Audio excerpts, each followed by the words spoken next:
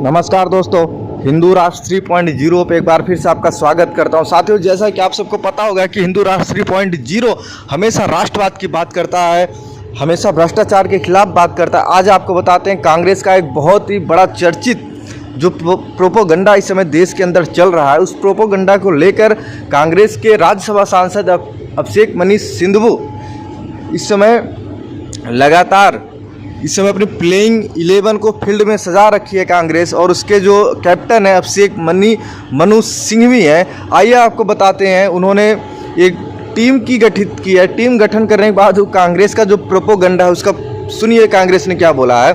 हमने चुनाव आयोग से बहुत विस्तृत परिचर्चा की है। अगर चुनाव लेवल प्लेइंग फील्ड पर न हो तो लोकतंत्र और संविधान के मूल ढांचे पर आघात होगा, ये कांग्रेस कह रही है। हमारे जो मुख्य बिंदु थे, चुनाव आयोग को उसका डाटा जारी करना चाहिए। मतलब अब कांग्रेस समझिए 2014 से पहले सरकार कांग्रेस की थी। अगर कांग्रेस चाहती ईवीएम हैक होती तो क्या नरेंद्र मोदी प्रधानमंत्री बन सकते थे? भाजपा पूर्ण बहुमत के साथ अपनी सरकार बना सकती थी? आप लोग सोचिए देशवासियों। उसके बाद इन्होंने क्या बोला, महाराष्ट्र में बहुत बड़ी मात्रा में वोटरों की कमी हुई है, हमें इसके बूथ और निर्वाचन क्षेत्र के आधार पर डाटा चाहिए जो अभी मौजूद नहीं है।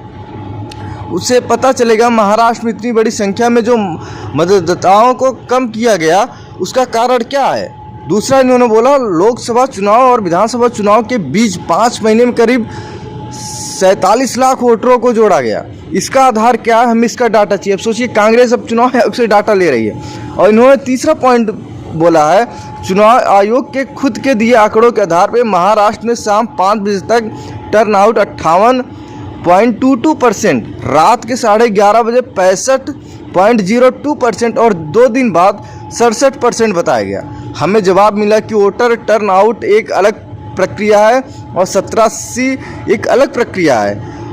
118 ऐसे निर्वाचन क्षेत्र हैं जहां लोकसभा और विधानसभा के बीच 25,000 ज़्यादा वोटरों का अंतर है।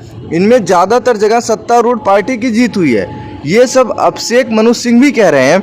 अब मैं बताता हूं कि झारखंड में कुछ ऐसे विधानसभा क्षेत्र थे जहां पे 25 हज़ार वोटरों का अंतर आया था लोकसभा चुनाव और विधानसभा चुनाव के बीच में। आखिर कांग्रेस इसका जवाब क्यों नहीं मांगती?